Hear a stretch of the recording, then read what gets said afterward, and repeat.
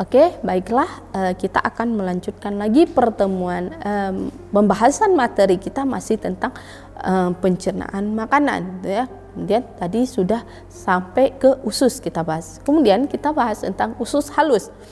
Usus halus dibagi menjadi 3, yaitu ada duodenum, ada jejunum, dan ada ileum. Duodenum merupakan tempat bermuaranya saluran pankreas dan saluran empedu.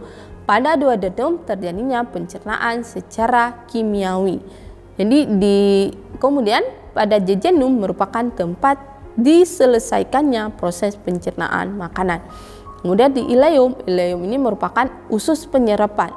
Pada ileum ini sari-sari makanan hasil proses pencernaan akan diserap oleh villi, gitu ya. Itu gambarnya ada di samping, itu ada duodenum, ada jejunum, dan ada ileum, ya, bisa dilihat. Oke. Kemudian di duodenum adalah usus yang perbatasannya dengan lambung pada ujung pilorus.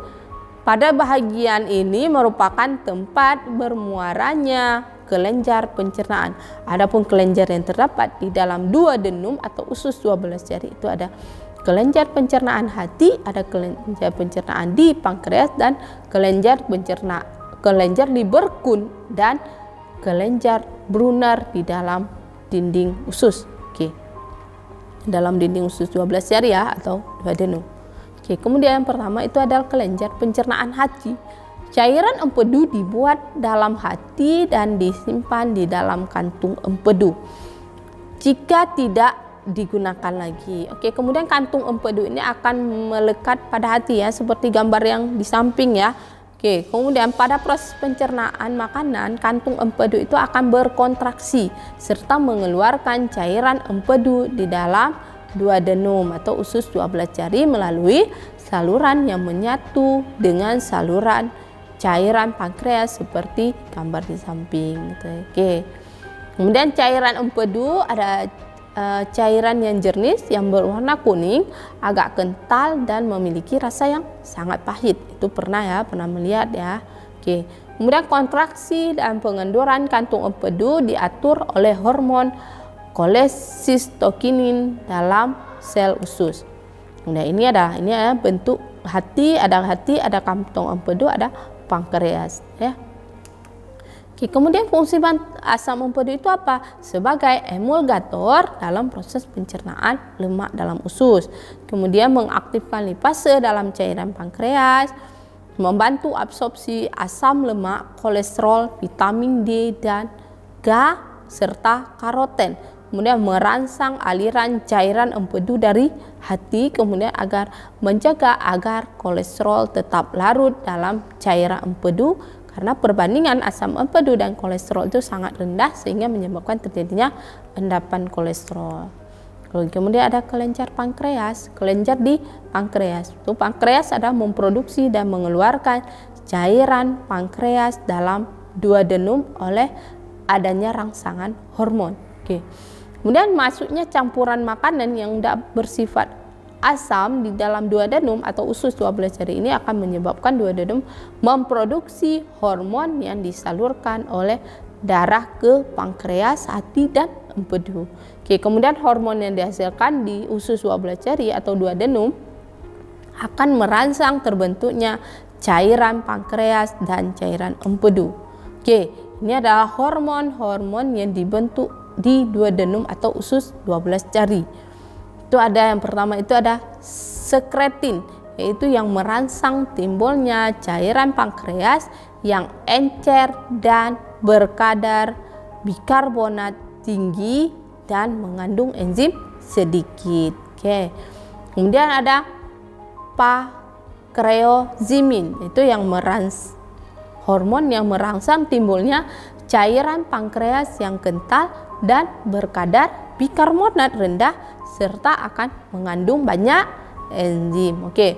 Kemudian ada kolesistokinin, itu yang akan mempengaruhi kantung empedu untuk berkontraksi sehingga dapat mengeluarkan cairan di dalamnya. Oke.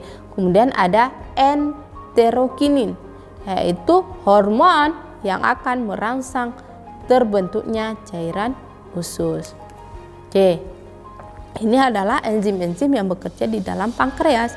Itu ada tripsin, ada peptidase, ada kimotripsin, ada lipase, ada amilase, dan ada nukleodepolimerase. Oke.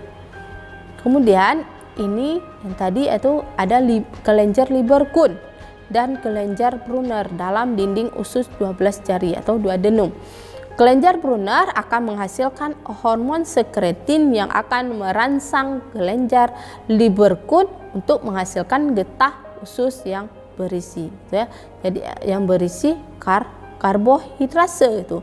Fungsinya untuk apa? Untuk memecah enzim pemecah karbohidrat peptidase. Kemudian fungsinya lagi adalah enzim untuk memecah ikatan peptida nukleotidase. Kemudian juga memecah nukleotida menjadi nukleosida dan asam fosfat. Kemudian ada usus besar. Usus besar adalah makanan yang tidak dicerna di usus besar.